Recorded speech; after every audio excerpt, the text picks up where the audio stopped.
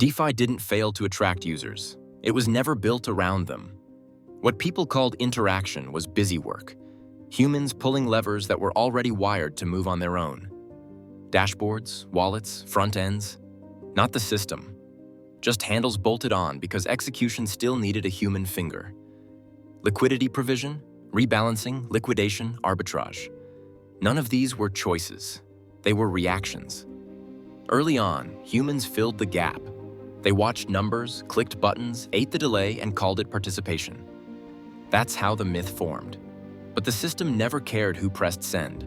It only cared that the conditions were met. Once execution cuts humans out, DeFi stops looking like a market and starts behaving like plumbing. Strategies don't start. They don't finish. They stay live. Capital doesn't wait for confidence. It moves when the rules say move.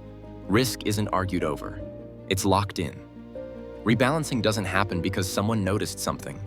It happens because the system drifted and corrected itself. What used to be called active management shrinks into background control. Always on, always adjusting, never asking. This is where people lose the plot. They think automation means faster clicks. Speed only matters when things stop. Here, nothing stops, no sessions, no windows, no moments where someone decides. Liquidity becomes conditional. There when the rules line up, gone the instant they don't.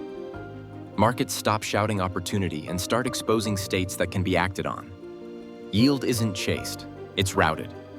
DeFi was built in blocks because machines need pieces that snap together, not stories that make sense.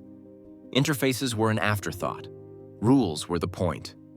Once autonomous systems run the flow, the idea of using DeFi stops meaning anything. There's no interface for something that never waits. Humans don't vanish. They get pushed downstream. Execution happens first. Explanation comes later. That's why DeFi feels hostile. It was never meant to feel friendly. When autonomous capital starts moving most value, DeFi doesn't fight traditional finance, it goes around it. Traditional finance is built for custody, paperwork, and delay. Autonomous DeFi is built to keep state correct all the time. Those worlds don't meet. What survives isn't the platform with the cleanest UI or the loudest story. It's the architecture that moves value without permission, without cleanup, and without pause. DeFi doesn't scale by winning users. It scales by vanishing into the pipes. And once capital behaves like software, markets stop bending to people. They bend to machines.